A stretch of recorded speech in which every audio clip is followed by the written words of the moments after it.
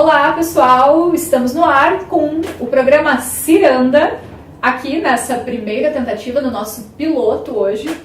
Meu nome é Pamela Stocker, sou jornalista, estudante de doutorado em comunicação, estou estudando as relações de gênero dentro do jornalismo, a relação texto-leitor do jornalismo, e estou aqui acompanhada de mais duas mulheres maravilhosas.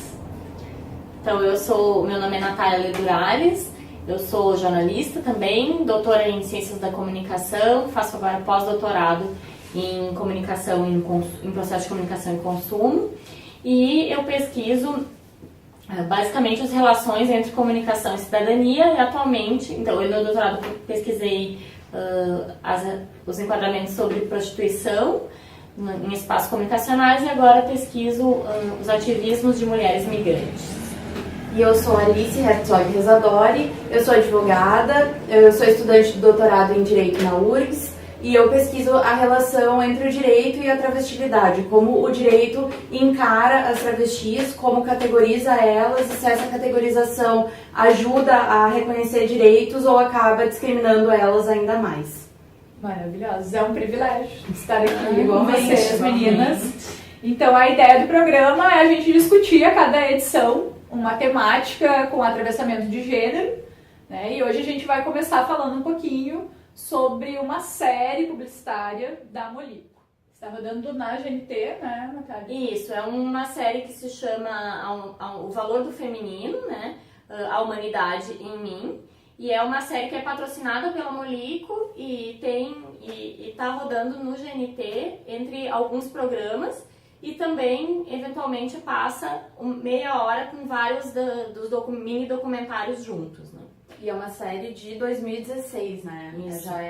Já tem um ano, mais ou menos, e agora tá rodando aí no GNT.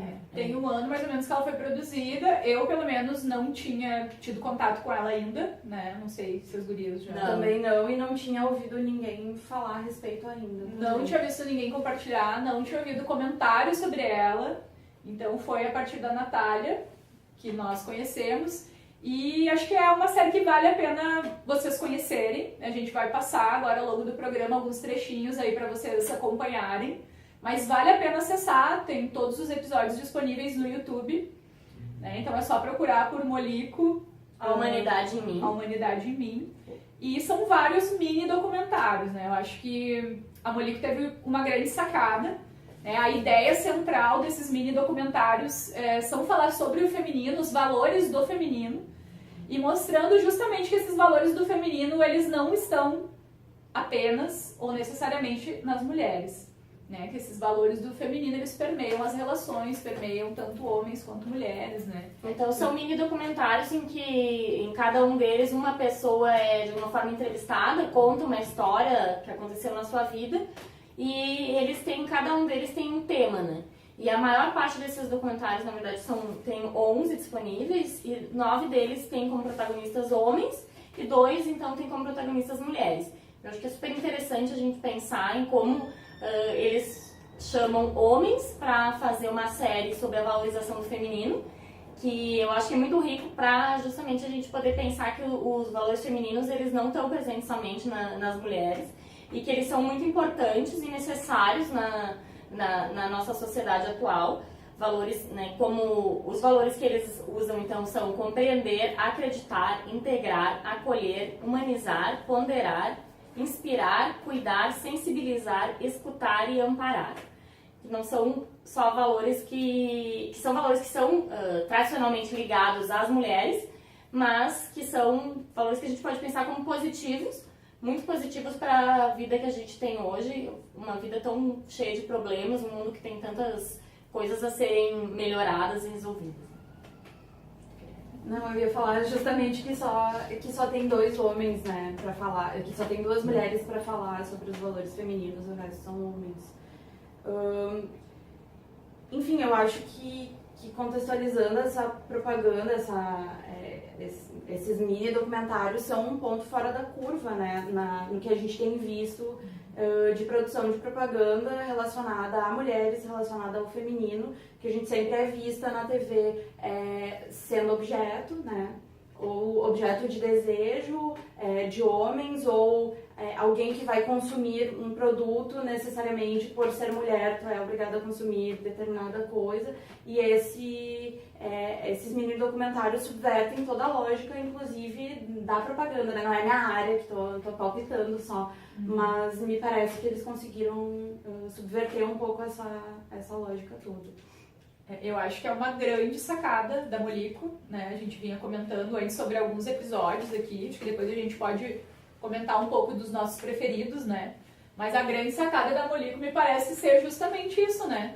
Ela consegue sair dessa curva, dessa lógica e vem falar do feminino de uma maneira muito mais, quando a gente vai falar, não associando ao ser mulher, sim, mas associando aos valores que estão relacionados ao feminino. Né? Então, aproveitando o gancho, acho que cada uma de nós pode falar do seu preferido. Eu tenho 3 preferidos, mas para mim o mais interessante deles é o que fala do acreditar, do valor acreditar. Então tem um depoimento de um rapaz que vai contar sobre um funcionário dele, da empresa, que teve um problema, né, se envolveu com drogas, teve uma overdose, teve que se afastar da empresa. E 1 ano depois esse funcionário volta e pede uma segunda chance. E aí, então, nesse depoimento, esse rapaz ele diz que ele aceita, né, que ele abre espaço então para o funcionário voltar para a empresa. E o que acontece é que o funcionário cai novamente nas drogas, né? Tem um problema novamente, tem que se afastar novamente e volta pela segunda vez a pedir uma oportunidade. E aí, então, ele acredita, né? Ele dá essa segunda chance para o funcionário dele e diz que parecia muito óbvio que ele não fizesse isso, né? Que a maioria das pessoas não daria essa segunda chance por ter tido a sua confiança quebrada da primeira vez. Mas então no depoimento ele conta, né, o quanto foi importante ele acreditar no funcionário dele, dar essa segunda chance para ele, porque é aí que o cara realmente conseguiu se recuperar, né, se reerguer, reestruturar a sua vida, e a partir dali o funcionário então segue com ele até hoje e nunca mais voltou a usar drogas, né? O cara era viciado em crack, inclusive, a gente sabe da dificuldade que é para uma pessoa que tem esse tipo de problema. Então esse é um dos meus preferidos, assim, eu acho um dos mais emocionantes. E ele, inclusive, fala, né, no depoimento que se pergunta e reflete que se não tivesse dado essa segunda chance, talvez essa pessoa sequer estivesse viva hoje, né? Vai saber, né? O que teria acontecido. E ele termina falando uma frase muito legal, né? Eu me arrepiei até quando ele falou. Ele fala assim, no fim, nós todos estamos aqui para nos ajudar a voltar para casa, né? A gente está aqui para se ajudar de alguma forma. Achei muito bonito, assim. Muito emocionante, ele chora enquanto ele tá contando, né? Então, acho um episódio muito bonito. Recomendo, é a minha recomendação para vocês assistirem. E vocês, gurias, o que vocês gostaram? Qual foi o episódio preferido? Então, pra mim, um é muito marcante, porque como eu estudo desde o mestrado a relação das travestis com o direito, então essa questão que não é tão binária de gênero feminino, masculino, essa flexibilidade, essa circulação, é o que normalmente me chama mais atenção. Então, eu acho que é o compreender, se eu não me engano, que é o de um pai que conta a história de um filho e vai contando... e no vídeo aparece ele contando do filho com uma tatuagem com um nome masculino, e tu enxerga no outro braço o nome feminino tatuado. E esse pai vai contando então que o filho um dia diz que é gay, aí ele aceita. Um tempo depois, o filho dele fala que está se vestindo de mulher e que faz isso há muito tempo, desde a infância, e que já tinha se vestido com roupas femininas na frente da irmã e de amigos. E aí o pai diz, poxa, então, e o que falta para tu te vestir na minha frente, né? Eu quero estar contigo, quero te compreender, quero acolher essa tua identidade feminina. E aí, então, nisso, quando ele conta isso, vai mudando o tom que esse pai vai falando e começa a falar da filha. E aí ele se abre. Muito massa. E é impressionante como ele cresce no vídeo, né? Parece que ele se ilumina, fala dela. E é uma libertação que tu vê que esse pai também tá experimentando. Sim, a libertação. E aí tu te dá conta que a tatuagem é o nome, né, de batismo e o nome atual da filha. E eu acho que isso é muito legal, tanto para falar quanto como os valores femininos estão ligados também a homens, que homens também podem exercer esse valor feminino, quanto para mostrar que um corpo pode exercer o feminino independente de como ele nasceu. Então, pra mim, esse foi super emblemático, mas eu sou suspeita. E é legal que ele começa falando da infância dele, né? Assim. Pai. Ele começa falando quanto a mãe dele foi muito masculina na criação dele, queria que ele fosse forte, incentivava ele a treinar, a fazer exercícios, a fazer luta. Como ele foi rígido com os filhos dele. A partir, ele fala da criação dele pra falar da relação dele com o filho. E tem uma parte que eu acho linda nesse, gurias, também, quando ele fala assim, eu nunca achei o meu filho um menino corajoso. Mas a Nicole, a Nicole é muito corajosa. Porque olha, pra bancar isso que ela tá bancando, né? Tem que ser uma pessoa de muita coragem. Então aí quando ele fala isso, tu vê o orgulho também que ele tá sentindo, né? Da filha dele. É muito bonito, também gosto bastante desse. E eu gosto de vários, na verdade eu gosto de todos, mas eu gosto muito de um que o valor é humanizar e que infelizmente está muito difícil de encontrar aqui, a Globo bloqueou, não sei porquê. Eu não consegui ver. E ele é a história de um menino que era muito pobre e que se envolveu com roubo, com tráfico, e aí ele perdeu a melhor amiga dele por causa do tráfico, enfim, e ele foi pedir na instituição que acolheu ele dinheiro para enterrar essa amiga, e a professora disse para ele, eu vou te dar o dinheiro para enterrar tua amiga, mas eu quero saber quem vai vir pedir ou quem vai pagar o teu enterro, que em breve vai acontecer. Nossa, eu vi esse também. Se tu continuar assim.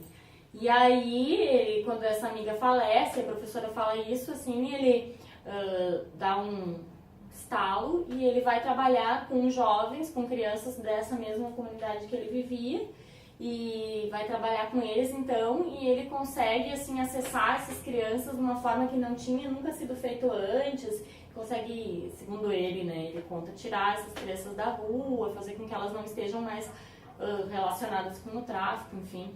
E que eu acho muito bonito, então, que é o humanizar, que é um valor feminino para tempos conturbados. E o outro que eu gosto bastante também é o amparar, que é um menino muito jovem, que umas crianças pedem para ele no sinal uma coisa e ele resolve, então, ensinar e conversar com eles, ensinar eles a ler, eu acho que já liu, mas a estudar, enfim. Matemática e inglês, eu acho que eles queriam estudar algumas coisas, ele começa a dar aula para essas crianças. E é um menino super jovem. Muito jovem, Tava no início da faculdade, eu acho, e aí ele se encanta, essas crianças vão trazendo outros, ele se encanta por um, que é quem até hoje ele é uma espécie de tutor e paga cursos, ajuda, enfim. Ele paga a internet do menino. Eu achei muito legal isso. Ele tá pagando a internet pro menino mensalmente, deu um computador pro menino poder seguir estudando em casa. Adotou, né? Sim, de alguma forma. Eu gosto desse também. Tem um outro que eu acho muito bacana e que faz um gancho muito legal, que é o sensibilizar. Que é, assim, perto dos outros, é a história mais morna, talvez, de todos os mini documentários. É um cara que é um empresário e que ele vai contando que ele teve a figura do pai um pouco ausente, porque o pai trabalhava demais, tinha a ideia de que ele tinha que ser o provedor, então ele não dava muito carinho para os filhos, mas ele estava se desdobrando sempre no trabalho para ganhar dinheiro, sustentar a família. E aí, quando ele se vê pai, ele se vê reproduzindo isso, né? Esse valor da masculinidade como provedor, como quem tem que sustentar a casa. E ele se vê fazendo isso e se vê afastado dos filhos, né? E aí, apesar de ser o mais xoxo, talvez a história que não me fez ter vontade de chorar, não me arrepiou tanto, eu acho que traz um gancho pra gente pensar o quanto a masculinidade também é uma forma de opressão para os homens, né? Não só pra gente, a questão do machismo, da construção da masculinidade como é colocada hoje, mas também é uma opressão para os homens, né? Com certeza, porque ela nunca vai ser plenamente... Em algum momento o homem vai falhar. Sim. eu não lembro qual o texto que eu estava lendo sobre isso, e ele fala justamente isso, a masculinidade, da forma como é construída hoje na nossa cultura, ela é tão frágil justamente porque a masculinidade ela é vigiada o tempo inteiro, né? E o homem, ele sempre, em algum momento, ele vai falhar. Imagina, ele precisava ser o provedor, ao mesmo tempo ele precisava ser o bom pai, e para ser o provedor ele acabou não conseguindo ter essa relação. Então ele, de uma forma ou de outra, ele também iria falhar. Então, assim como a gente, né, o ser mulher, hoje também a gente tem uma série de cobranças. Sim, um pouco mais até, né? Bem mais, né? Mas existem também cobranças em relação a essa masculinidade construída da forma como a gente vem construindo. Quando ele se dá conta de que ele está longe dos filhos, ele não consegue mais recuperar esse contato. Eu acho que ele diz que uma com a filha, mas com que ele leva ela pra escola por um ano inteiro, ela nem olha na cara dele. E eu acho que ele fala depois que ele se dá conta que essa aproximação, a comunicação é importante também para o trabalho. Sim. E aí eu vi outros vídeos que as pessoas falavam desses valores femininos dentro do ambiente do trabalho, da escuta, da mediação, da comunicação, enfim. E aí eu também fiquei pensando o quanto isso tem a ver com a entrada massiva das mulheres no mercado de trabalho, que hoje, enfim, é inegável, né? E a gente carrega esses valores que a gente é socializada para exercer esses valores, né? E eu não vejo como um ambiente de trabalho hoje consiga se sustentar sem pessoas que façam isso. Então há uma cobrança agora também para os homens que exerçam essas... Mas infelizmente eu acho que ainda quando a gente vê, principalmente as mulheres que estão em postos muito altos de chefia, de poder, elas estão ali porque elas têm, em geral, atributos que são masculinos. Muito masculinos. E não esses atributos femininos que ainda não são valorizados. Eles são valorizados talvez em alguns cargos, né? Mas não para ser o chefe. A liderança, ela ainda está associada a valores muito masculinos, né? E os valores femininos continuam sendo, de alguma forma, subordinados, né? Assim, secundários, enfim. Que tem que ter alguém lá que faça esse papel, mas esse papel não vai estar em quem é o chefe. Tanto que as mulheres que chegam, né, nos espaços, mesmo quando vai pensar nas presidentas que existem, todas elas a gente consegue associar aos valores considerados masculinos, né? Que são valorizados enquanto masculinos. E isso tudo que a gente está falando, e essa própria série da Molika, ela é bem legal para a gente pensar justamente o quanto o gênero, ele atua mesmo de uma forma, como uma categoria epistemológica, né? O gênero, ele tá em todas as coisas do mundo, em todas as relações. Eu acho que fica muito claro quando a gente vai falar sobre isso, né? É claro que existem mulheres hoje ocupando posições de poder, muito mais do que alguns anos atrás. A gente teve a presidenta Dilma, né? A gente vê nas empresas muitas mulheres ocupando essas posições, algumas na política, ainda muito poucas, né? Mas temos mulheres inseridas em cargos de poder, mas são mulheres que detêm características muito masculinas. Aí, usando uma personagem que todo mundo conhece, a própria Dilma. Ela que não tem esse perfil de acolher, né? Ela tem justamente o perfil masculinista, né? Que é objetividade, que é uma pessoa que não... Racionalidade. Então ela tem todo um perfil muito masculino. E quando alguém vai... se contrapor a ela, ainda assim vai se contrapor utilizando características femininas e preconceitos estereotipadas. E aí, ou mesmo uma mulher que é chefe, se tá mais séria e mais objetiva que o normal, então ela é mal comida, ela tá na TPM, né? Então também tem esse lado. Sim, ela continua tendo a vulnerabilidade do feminino por ser mulher, mas só chegou lá, só galgou provavelmente essa posição de poder por deter outras características, né? Sim, quando falam das características positivas, em geral são características masculinas.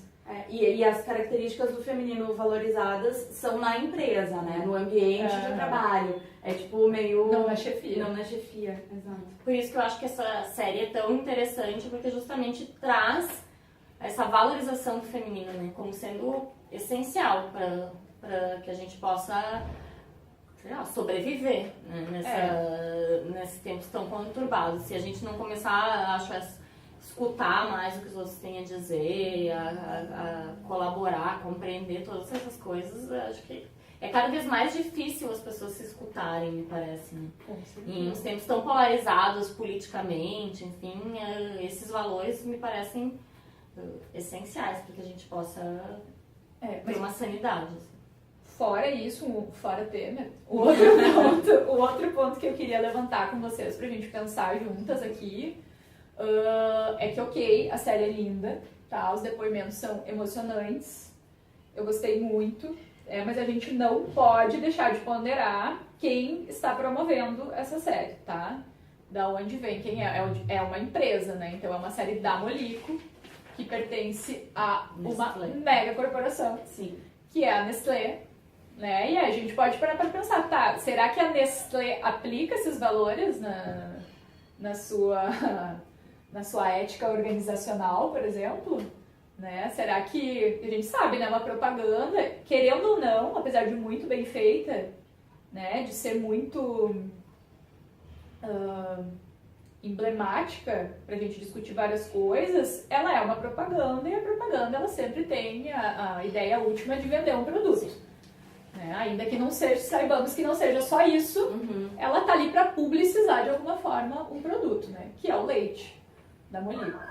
Então, pra gente pensar duas coisas. Primeiro, até que ponto essa mega corporação, o quanto não é irônico essa mega corporação como a Nestlé está promovendo esse tipo de trabalho escravo. Exatamente, né? Está promovendo esse tipo de valor e esse tipo de vídeo, esse tipo de depoimento, né?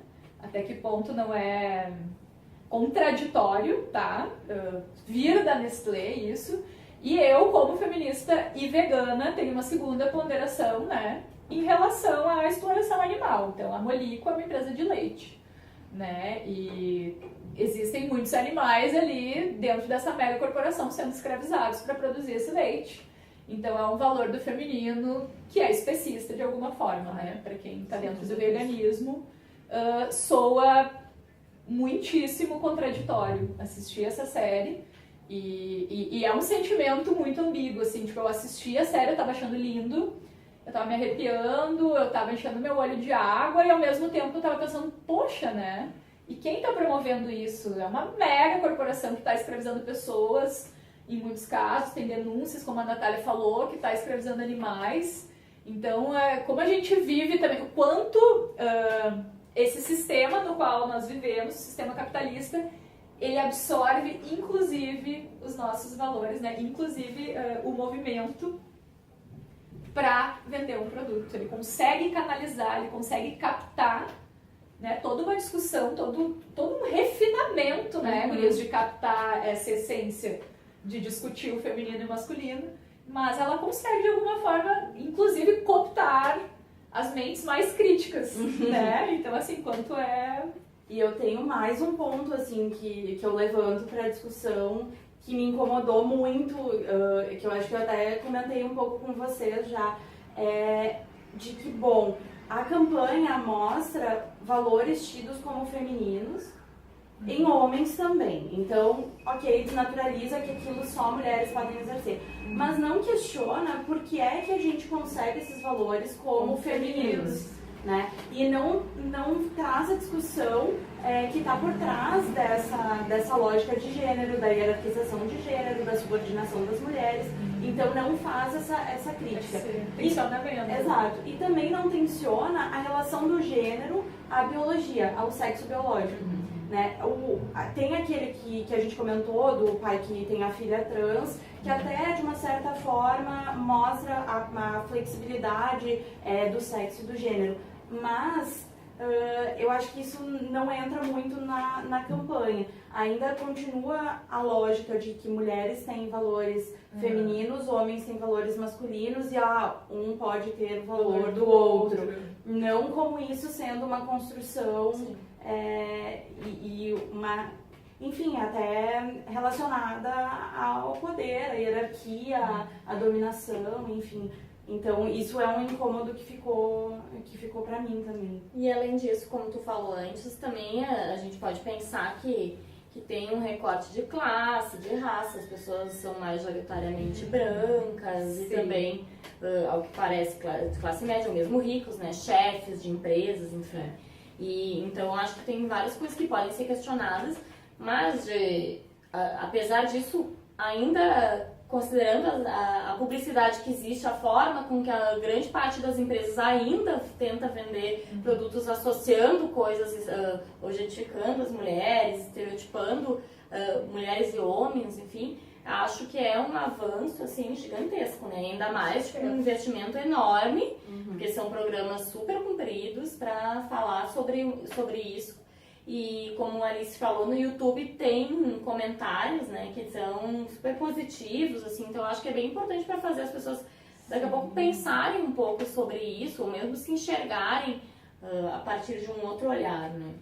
Pensar em outras coisas, né? Até porque eu acho que mesmo a gente que tem, né, mentes críticas, enfim, a gente estuda isso, a gente foi se desconstruindo, foi abrindo a cabeça aos poucos, né? Talvez para uma pessoa que esteja pela primeira vez entrando em contato com essas questões de gênero, enfim, seja já uma forma de abrir a mente mesmo. Eu vi nos comentários do pai que tem a filha trans, um monte de gente falando, nossa, isso existe mesmo, ai, tem na novela, que bacana, né? Ai, olha que bonito o pai acolheu, ai, me fez pensar. Então, isso tá de uma forma provocando também. Isso é muito importante que a mídia cumpra esse papel também, né?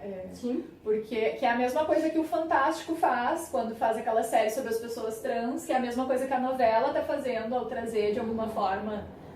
São novos mapas de significado que eles só vão entrar no senso comum, que eles só vão entrar em confluência com as pessoas se forem mostrados. Né? Enquanto a publicidade continuar mostrando mulher pelada objetificada e ninguém fizer nada diferente, a gente vai continuar tendo isso como normal, como aceitável. Então, claro, eu concordo com vocês, gurias, eu acho que é importante nesse sentido, mas é tão difícil poder elogiar uma série, né? Porque quando a gente vê uma coisa boa, não deveria ser assim, olha que coisa triste, né? A gente fica feliz de poder elogiar uma série publicitária, porque a gente vive sentando pau nas coisas, né? Porque afinal tem muita coisa ruim sendo produzida. E dá uma tristeza, né? Porque a gente tem aí pessoas se formando em publicidade, saindo todos os anos ali da universidade, jornalistas, publicitários, né? Estão saindo pessoas mais críticas, cadê essas pessoas? O que elas estão produzindo? O mercado absorve de tal forma que a pessoa cai no buraco negro e não consegue sair da caixa. Então é importante nesse sentido, para mostrar que o Deus mercado também está aberto para outro tipo de discussão, né? Que é possível fazer esse tipo de discussão, inclusive dentro de uma grande corporação como a Nestlé. A abertura para isso. Né? Mas então tá, agora a gente tem que fazer um intervalo, que o diretor está... O diretor está dizendo que é a hora do intervalo. Já deu o intervalo, e aí nos intervalos, então, gente, em cada programa... Nós vamos fazer um brinde, mas a Natália já terminou a cerveja dela. Gente, a gente queria deixar aberta, que a gente não vai mostrar, tá? Que cerveja é, porque estamos abertos a patrocínios. Pra mostrar que mulher também bebe cerveja, tá? Não precisa fazer propaganda só pra homem. Então a gente resolveu fazer esse primeiro programa tomando uma cervejinha pra descontrair e também, né, pra desmistificar essa história de que mulher não bebe cerveja. Hello, empresas de cerveja. Hello, publicitários das marcas de cerveja. Então tá. E aí em cada intervalo, então, em cada programa, no intervalo a gente vai trazer mulheres e poesias feitas por mulheres, ou mulheres declamando poesias de mulheres, enfim. Então, vamos pro intervalo, daqui a pouco a gente volta. Toda mulher tem que aprender, toda mulher de respeito sabe, toda mulher casada precisa cuidar bem do... Toda mulher vestida desse jeito assim, toda mulher gosta de... Toda mulher jovem está procurando, toda mulher que se preze busca. Toda mulher um dia vai ser. Toda mulher tem medo de... Toda mulher finge que não quer. Toda mulher adora quando... Toda mulher é uma boa. Toda mulher gosta de... Toda mulher tem que ser... Toda mulher independente usa. Toda mulher adulta deseja. Toda mulher sonha com... Toda mulher prevenida precisa. Toda mulher deve vestir. Toda mulher precisa ter. Toda mulher quer ser. Toda mulher gosta de... Toda mulher gosta. Toda mulher gosta. Toda mulher. Toda mulher. Toda mulher gosta de... Toda mulher. Toda mulher. Toda mulher gosta. Toda mulher. Toda mulher. Olá, pessoal! Estamos de volta. Agora brindando. Dessa vez com cerveja nos copos, não é mesmo? Então, gente, voltamos no intervalinho. Vocês assistiram aí uma poesia da Angélica Freitas no intervalo. A nossa ideia é sempre no intervalo trazer uma poesia, uma declamação, né, para vocês. Então, no nosso primeiro escolhemos uma poesia do Meu Útero do tamanho de um punho. E voltamos aqui ao nosso debate. Acho que a gente vai continuar falando um pouco mais dessas relações da mídia com as questões de gênero e com as mulheres, né? A gente estava lembrando aqui, tentando fazer um panorama mais geral de como a mídia vem fazendo essa abordagem em relação ao gênero. E lembramos aqui de algumas coisas, né, meninas? É porque a gente elogiou a Molico, deu uma certa alfinetada e depois pensando... Sutil alfinetada, mas pensando também o que a propaganda consegue propor de rompimento, né? Até que ponto a propaganda tem potência e qual é essa potência para propor um rompimento e uma discussão de gênero. E aí a gente começou a pensar que por mais defeitos que possa ter a Molico, ela é, assim, o supra-sumo perto do que a gente vê por aí, né? Aí a gente estava elencando alguns casos emblemáticos e eu, por ser do direito, enfim, tenho a referência de alguns que foram judicializados. E o pior, para mim, eu acho que é o da Skol, que, se eu não me engano, foi no verão de 2006, que era a da Musa do Verão, né? Então rolava uma clonagem da Musa do Verão, da gostosona de biquíni, seminua, sedutora, né? Que é uma mulher dentro do padrão, então uma mulher magra, loira, branca, né? De biquíni, que é clonada. E aí rola um delivery de Musa do Verão pra galera que pede Skol. Então ela é levada, né, entregue para as casas das pessoas. E aí a gente tava lembrando e o grande final. O pior é o final. Conta aí, Pamela, tu que lembrou. Não, e o final, que eu acho mais absurdo, é que então a última tem um cara, literalmente, assim como eles entregam as caixas de cerveja com aqueles carrinhos, ele tá levando uma Musa do Verão, uma mulher como se fosse uma boneca de biquíni, e o último cara que recebe a entrega, ele fala, a minha veio com defeito, e aí mostra então a mulher de bigode.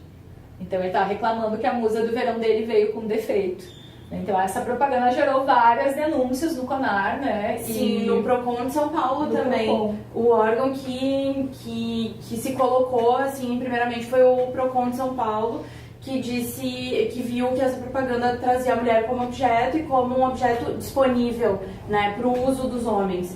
Então, aplicou uma multa à Skol e a Skol recorreu no Tribunal de Justiça de São Paulo, que manteve a multa. Então, isso foi um caso de grande repercussão. Foi um final feliz, né, gente? Porque a gente sabe que isso nem sempre acontece. Então, tem muitas propagandas que são contestadas, né, que os grupos feministas, enfim, às vezes pessoas entram com ações também e não acontece nada.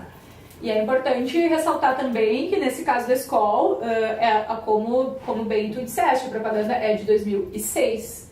Em 2016 é que saiu a condenação. Uhum. Então, assim, é 10 anos depois. E as propagandas de cerveja que seguem no mesmo estilo, que depois tem, acho que é da Itaipava, que tem aquela mulher que se chama Verão. Vai verão.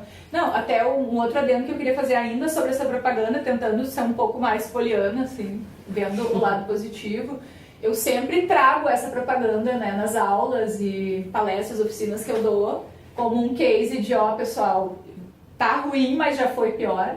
E sempre que eu mostro essa propaganda da Musa do Verão, eu levo o vídeo para o pessoal assistir e as pessoas ficam muito indignadas. Assim. Eu tenho certeza que não passaria essa propaganda mais hoje. Ela é muito absurda, né? Então, assim, a gente já tem uma evolução na cultura, a gente sabe que a cultura muda muito devagar, né? Muito lentamente. Eu acho que a gente já tem uma percepção coletiva diferente do que a gente tinha em 2006. Uhum.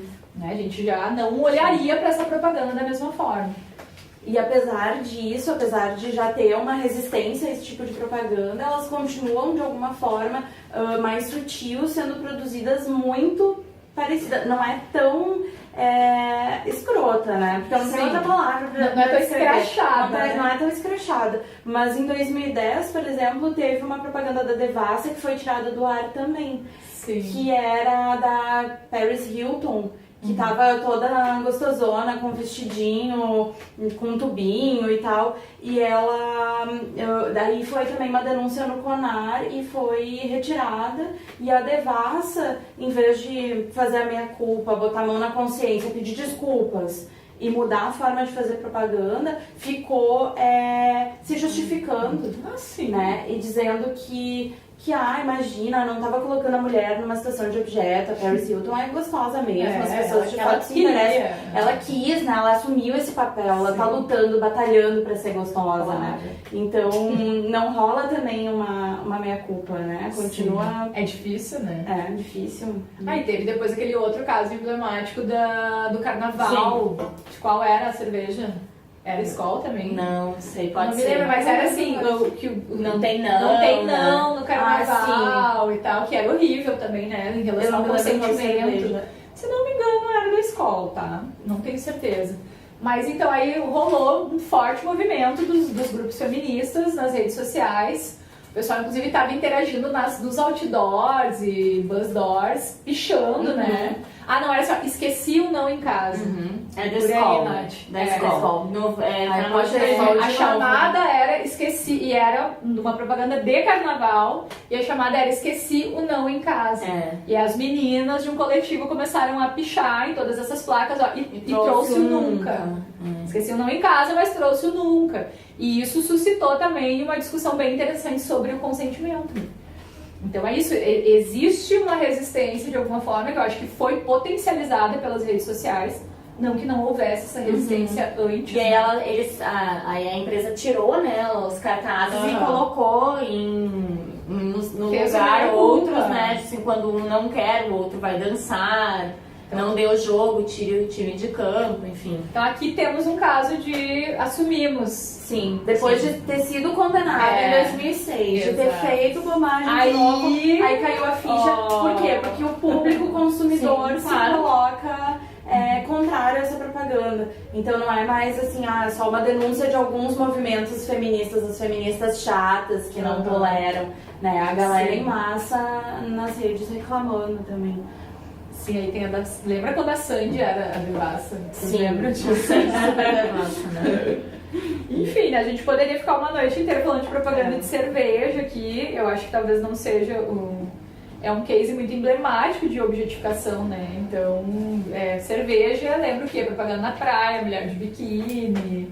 Eu acho que tá na hora dos publicitários aí começarem a desconstruir esse estereótipo, né, de propaganda de cerveja, ter que retratar sempre a mesma coisa, né? E da galera que faz propaganda de comida parar de retratar as mulheres na cozinha servindo a família feliz, né? Exatamente. Porque a gente sempre fala da cerveja porque é o que mais nos incomoda, nos afeta e tal. Porque é uma objetificação muito escancarada. Agora, esse colocar a mulher no lugar do privado, de atender a família, de servir, de que é quem, depois de trabalhar, ainda tem que dar conta daquilo. Mas então tu pega o temperinho pronto que te facilita a vida, dona de casa, né? Então também é problemático, né? O Instituto Patrícia Galvão fez uma pesquisa que é muito interessante em relação a isso, como as mulheres estavam se sentindo em relação à representação que elas têm na mídia. E mais de 70% das mulheres disseram não estarem satisfeitas e não estarem se sentindo representadas na forma como a mulher vinha sendo retratada. Então assim, né, gente, tá caindo de maduro esse momento de virar esse disco, né? Chega de retratar a mulher sempre da mesma forma, né? Porque a mulher também é consumidora de cerveja. Exato. Né? Então, assim, a gente já tá... a gente chega a cansar de fazer essa discussão. Além disso, hoje as mulheres não são só elas que cozinham, que cuidam da casa, tem tantas outras coisas que as mulheres fazem e tantos homens que passam, talvez, obviamente são minoria, mas que cozinham, enfim, e existe sempre essa... retratar também a mulher cozinha para a família, o homem quando cozinha é o grande cozinheiro, o chefe, enfim. E outra coisa, né? E as mulheres negras nas propagandas só aparecem de empregada ou de gostosa na praia, né? Também é outra coisa que a gente não vê, a representação das mulheres negras Sim. E pra gente não ficar só nas propagandas, acho que a gente tem um case bem interessante do jornalismo, né? Que acho que vem, de alguma forma, se modificando nos últimos anos, né? Não dá pra negar que, de alguma forma, a pauta vem se diversificando e a gente vem abrindo espaço para novos mapas aí, significado relativos ao gênero. Mas a gente teve agora, no Dia dos Pais, um case emblemático, talvez vocês tenham visto, muitas pessoas compartilharam no Facebook, que foi a capa do caderno cotidiano da Folha, né, que trouxe a foto de um homem branco, meia-idade, né, um pai. Era o caderno sobre o Dia dos Pais. Isso. E aí, tu tem a chamadinha? Sim, a matéria Pais conciliam filhos e hobbies. E aí essa é uma matéria com 4 ou 5 pais, em que todas as imagens são as imagens só dos homens, com os seus hobbies, e praticamente não fala dos filhos, fala assim, menciona que eles têm filhos, que os filhos, alguns participam dos hobbies, outros não, e aí a gente fica pensando assim, bom, onde estão os filhos quando os pais têm os seus hobbies de escalar o Himalaia, cuidar das triatlon, cuidar das plantas, coisas que, nossa, que é bom que a pessoa possa fazer, mas os pais são mostrados sem os filhos, fazendo coisas nas quais os filhos não estão fazendo parte, e quem é que está cuidando desses filhos, né? Enquanto isso, quando se vai falar de Dia das Mães, se mostra sempre a mãe junto com a criança, ou a mãe que cuida da criança, ou a mãe incondicional, ou o que a mãe abre mão para estar com os filhos, enquanto que os pais, assim, não... Pai, e em um momento na matéria diz assim, além de trabalhar ou prover e cuidar dos filhos, eles também fazem outras coisas. Que bom se todas as mulheres também tivessem tempo de fazer outras coisas, né, ter os seus hobbies. E as mulheres aparecem, né,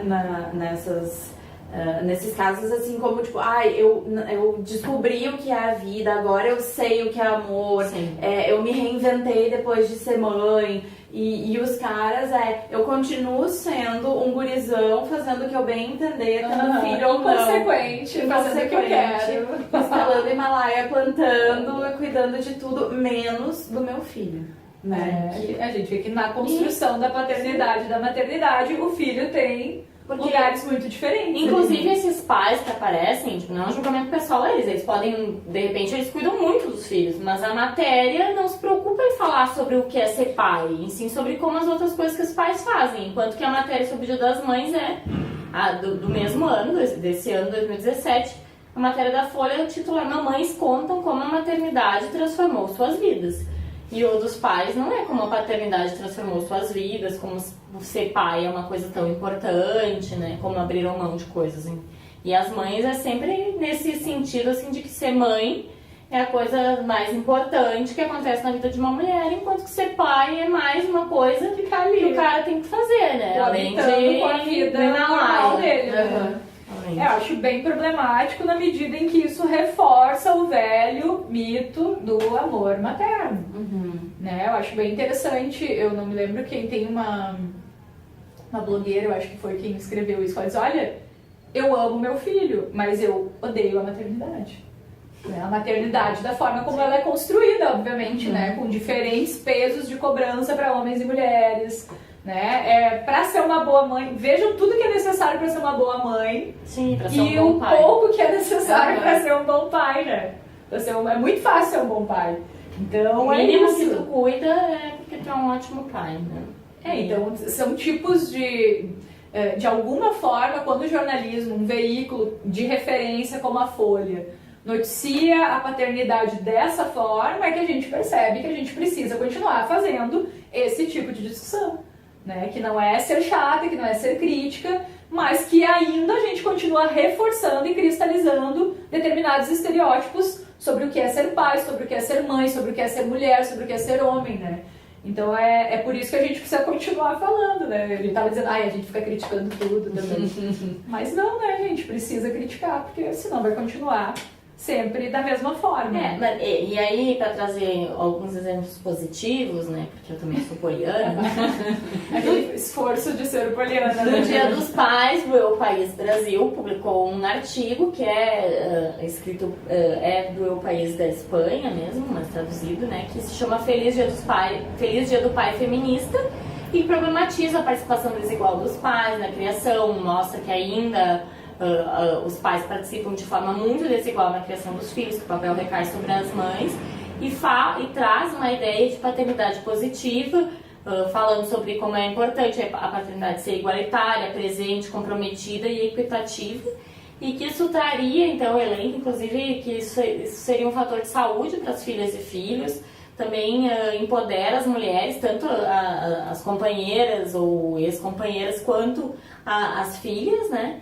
E, além disso, deixa os homens mais felizes e saudáveis, além de trazer benefícios econômicos para o mundo capitalista. Assim. Então, além de ser importantíssimo para que nós, mulheres, tenhamos uma participação mais igualitária dos pais na criação dos filhos, também tem vários outros motivos assim, que o jornal traz. Eu acho super interessante, assim, no Dia dos Pais, em contraponto a esse pai que não faz nada, um jornal, um veículo enorme também trazer como manchete ali Feliz Dia do Pai Feminista e trazer alguns valores feministas que seriam super importantes que aparecessem na criação dos filhos. Né? E aí eu fico pensando que para dar conta de uma criação igualitária entre pais e mães, a gente não foge da licença paternidade ser maior, igualitária. Né? E claro que chega a ser, assim, horrível falar nesse momento que a gente está vendo nos direitos trabalhistas irem por água abaixo, mas de fato é uma pauta que a gente luta há muito tempo, né? E que sem a licença paternidade igualitária é impossível que o pai se vincule... a mãe se vincula mais ao filho porque tem a gestação e a amamenta. Sim, mas... Fica 4 meses no mínimo ali, né? É só fazendo isso, né? Isso. E os homens trans que engravidam e amamentam. Como faz, né? A gente tem mais um problema Foucaultiano aí. Pois é. Mas pro direito é super fácil resolver. Qual é a genitália? Qual é a tua genitália? Então a tua licença é tal. É isso. Tudo biologizante. Claro. Vamos ver aqui. Deixa eu ver. É bem complicado, né? Mas a gente tem que pensar nessas questões, porque elas são, né? Elas estão em pauta e cada vez mais vão acontecer, né? E tem um outro programa, então, do GNT, que o diretor tá quase dormindo ali na cadeira. Tem um outro programa do GNT que é super interessante. Denúncia! Que também é super interessante da gente pensar, que se chama Papel de Pai e traz experiências de pais que têm que assumir a paternidade, por N motivos, uma paternidade super presente, né? E enquanto tem alguns que são... eu assisti alguns e um deles, assim, me chamou um pouco a atenção, porque, tipo, o pai faz tudo que as mães, todas as mães em geral fazem, que a maior parte das mães fazem, e é, assim, também apresentado como sendo, nossa, olha que pessoa maravilhosa. Que pessoa, né? Mas um outro que eu achei muito legal é que é um casal, um homem e uma mulher, que tiveram 2 filhas gêmeas, e a mulher voltou ao mercado de trabalho e o pai, então, que fica com as crianças, ficou com as crianças anos, e agora ele fica a maior parte do tempo alcança o copo da Natália, cuidando das crianças em casa, enquanto a mulher trabalha, assim, que eu acho bem legal também pra gente ver esses outros papéis também que são papéis que existem, só não eram publicizados, sim, né? Claro. Porque assim, pegando o caso pessoal, lá em casa sempre foi meu pai que cozinhou. A minha mãe trabalhava fora, meu pai ficava em casa, então ele que cozinhava, ele que fazia o almoço. Então, gente, isso sempre existiu, né? A gente só não tinha representatividade disso nos meios de comunicação. E eu acho que agora, de certa forma, a gente está tendo essas brechas, né? Esses espaços para falar sobre isso. Como a Natália falou de um programa da GNT, eu queria também trazer à tona o quanto a TV aberta, de alguma forma, vem fazendo isso, né? E que eu acho que é super importante, que a gente sabe que a televisão ainda está presente em quase 99% dos lares no Brasil. Então a gente tem gente que não tem geladeira em casa e tem televisão. né? Então é por isso que eu acho importante, por exemplo, o quão grandioso é o momento em que um programa como o Fantástico, né, que é veiculado em horário nobre, em domingo, traga à tona esses temas, né? E a gente teve esse ano, no início do ano, em março, Fantástico fez uma série de 4 episódios para falar sobre transexualidade. E isso trago aqui para falar porque é meu material de pesquisa, né, do doutorado. Eu analiso os comentários, eu trabalho com os comentários de leitores. Tá? Quem quiser me mandar vibrações positivas. Ah, gente, tô aceitando. Então, eu trabalho essa relação do texto jornalístico com o leitor, né, em que sentidos são produzidos a partir disso. Então, eu vinha colhendo cases da grande mídia desde 2015 e estudando esses comentários. E quando o Fantástico faz esse programa e constrói esse programa de uma maneira muito feminina, né, fazendo um paralelo com a história da Alice no País das Maravilhas, por exemplo, trazendo personagens para falar, mostrando a história de pessoas, né, aproximando essas pessoas, tentando humanizar o máximo possível essas histórias, né. Então o programa ele começa, o primeiro episódio, com a história de uma criança trans. Né? Então, como levar para casa dessas pessoas que talvez nunca tinham ouvido falar em transexualidade, como trazer esse tema tão espinhoso e tão fora do senso comum ainda, né? Então, acho que, apesar de ter várias críticas, assim como a gente teve críticas à Molícula, eu tenho várias críticas à forma como o programa abordou, mas por meio dos comentários eu consigo perceber o quanto esse programa foi importante para despertar a empatia do telespectador em relação ao tema. Então a gente tem muitos comentários de pessoas ali dizendo que se emocionaram. Nossa, eu não entendia, né? Obrigada, Fantástico, por ter me mostrado isso. Eu realmente não sabia que isso existia, sabe? Que legal tu dizer isso, porque eu quando vi, tipo, por pesquisar isso e tal, eu acabo me inquietando com a forma com que é mostrada a nossa sociedade. Ontem mesmo a Natália me falou que era isso que tu pesquisava, eu disse, nossa, que bom que o Fantástico fez isso, mas tem a própria nomenclatura, né? Tem uma série de problemas. Trata como transgênero, que não é um nome que a gente fala. Fala de nascer no corpo errado. Nascer no corpo errado, patologia. Sim. Mas enfim, tá trazendo o assunto e tá trazendo de uma forma humanizada, com sensibilidade, Sim. Né? Não é... Então por isso eu fiz questão de trazer, né, aqui no debate esse programa, justamente porque percebi pela primeira vez, né, nessas análises de comentários, o quanto pela primeira vez a empatia aparece ali pra mim como um núcleo de sentidos. Que legal. Né, das pessoas Sim. realmente... Obrigada, Fantástico. Eu precisava conversar com a minha família sobre isso e... Agora posso colocar Agora esse eu tenho um gancho pra falar sobre isso. Porque, tipo, às vezes a pessoa não tinha nem como começar o assunto, né? E ali, então, tu quebra esse primeiro gelo e coloca isso na... Gente, imagina... o assunto entrando dentro de casas que talvez isso jamais teria sido conversado. E de pessoas que talvez sequer soubessem o que elas têm, né? O que elas ou assim, são. nunca ouvi falar sobre isso, né? Ou eu me sinto com vontade de me vestir conforme o outro gênero, isso me faz o quê? Eu lembro de uma travesti que eu atendi há muitos anos atrás como advogada, que ela me dizia que quando ela era criança, ela achava que ela era menino, que ela, tipo, assim, tu vai criando nomes daquilo que tu conhece. Sim. E o Fantástico talvez esteja trazendo para pessoas que são trans e não saberiam nem se nominar, né? Exatamente. Que existe isso, enfim. A gente vê muitos relatos de pessoas trans justamente dizendo isso. Olha, na minha época ninguém falava sobre, eu não sabia o que eu era. E geralmente que é aquela coisa, primeiro acho que é gay ou que é lésbica. Sim. E depois tem um sim. segundo momento de descoberta, né? E eu acho que o Fantástico, ele presta, de alguma forma, um serviço, né? Ao mostrar, a dar esse primeiro, isso aqui existe. Sim. Porque então, daí tem a criança trans, né, no primeiro programa, depois eles vão falar do adolescente e desse processo de hormonização, depois vão falar da cirurgia. Então tem essa coisa de também focar muito na cirurgia que me incomoda. Pra resolver o problema. Exato, isso é bem... Mas enfim, e depois fala dos casais. Inclusive vem aqui pra Porto Alegre pra falar com aquele casal que é maravilhoso, que é um homem trans e uma mulher trans que tiveram um filho. que é um nó na cabeça da família tradicional brasileira, né? Tiveram um filho no Presidente Vargas Aqui, também, né? exatamente. Aí a criança já tá com 1 ou 2 aninhos. Sim. É uma coisa mais fofa. E aí ele fala, né, o homem do casal, então comenta, eu que engravidei, eu amamento ele. E é legal assim, mostrar isso na televisão aberta, e o homem que está amamentando. Eu acho que de alguma forma ter inserido isso, porque a gente fala sobre isso, mas imagina assim, quem não vai procurar esse assunto vai falar sobre isso quando? A gente fala numa bolha, né? Na verdade. Uma bolha, nós vivemos numa bolha. Sim, as pessoas eventualmente convivem com pessoas trans e não sabem nem o que pensar sobre isso, né? E aí pensam, porque vivem em um círculo em que isso não é... em que se pensa isso como ainda sendo uma coisa errada, né? Assim, horrível.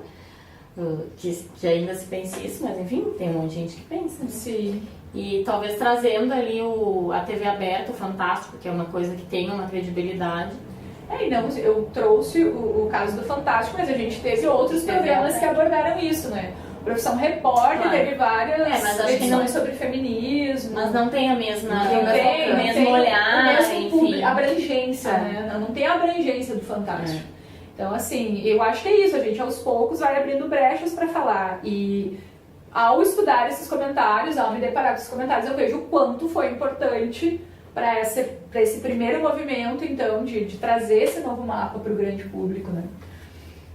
Então, gente, o programa de hoje foi meio que uma miscelânea aqui, né? A gente falou de publicidade, falou de jornalismo, falou de televisão, falou, enfim. Mas a ideia, então, só para localizar aí os nossos ouvintes, espectadores e tudo mais, a ideia é que a gente aborde em cada edição do programa uma temática diferente e a gente pensa em convidar também, né, sempre pessoas de fora, um convidado especialista ou que esteja imerso de alguma forma no tema, para contribuir com o debate, né, porque a gente tem consciência, somos 3 mulheres aqui, mas 3 mulheres brancas, né, classe média, da academia, jovens, cis. A gente tem consciência desse nosso lugar de fala, né? Então a ideia é justamente trazer sempre um convidado para poder ampliar e abrir esse debate para além das nossas bolhas, né? Mas é isso, agradecemos a audiência. E para terminar, então, nossa ideia é sempre, em cada edição também, apresentar, indicar algum projeto, alguma outra rede, enfim, que a gente acha que é interessante para os temas que a gente vai debater. E hoje, então, para começar, a gente apresenta para vocês a rede Comadre, que o site é em espanhol, né? Então é rede, sem E, Comadre, em português.org, que é uma plataforma digital colaborativa, aberta também, que faz um mapeio, na verdade um automapeio, dos saberes e fazeres de mulheres em toda a América Latina. Então, se vocês entrarem no site, tem um mapa da América Latina com vídeos feitos pela equipe e por várias, e mesmo assim por mulheres que enviam esses vídeos, e está aberto para que outras mulheres enviem, para que as mulheres possam fazer assim, um intercâmbio e um fortalecimento das estratégias protagonizadas por mulheres. Então, tem vídeos sobre na Amazônia, sobre as plantas e os saberes das mulheres relacionadas a isso, das mulheres que moram lá, enfim. Então tem várias iniciativas, né, e várias mulheres e vários projetos que fazem parte, que estão ali representados. E a ideia então é pautar a internet tentando sair um pouco ainda de um ambiente muito machista, em que as mulheres continuam tendo pouco espaço, e formar então cada vez mais redes e espaços e iniciativas de mulheres. Então, e o legal é que a rede é colaborativa, né? É colaborativa, as mulheres podem ainda enviar vídeos e que vão ficar marcados lá no mapa da América Latina, que é bem interessante para a gente ver onde estão sendo produzidos. Enfim, já tem mais de 100 vídeos lá feitos nos 23 países da Iberoamérica, na América Latina. Vale a pena conhecer. Isso. Então é isso, gente. Vamos finalizando por aqui. Obrigada mais uma vez e nos vemos no próximo episódio. Tchau. Tchau.